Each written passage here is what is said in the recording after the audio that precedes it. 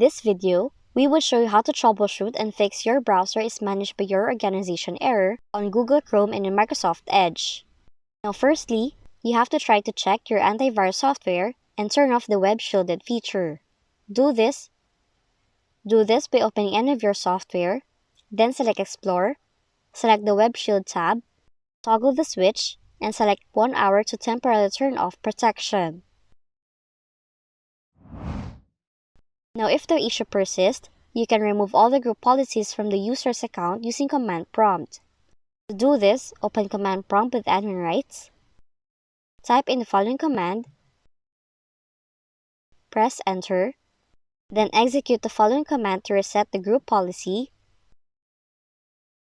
Next, type the following command to force update group policy, and then check if the message is removed.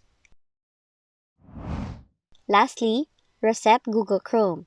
Just launch your Google Chrome, click the 3 dots on the top right corner, select Settings, open the Reset Settings in the left pane.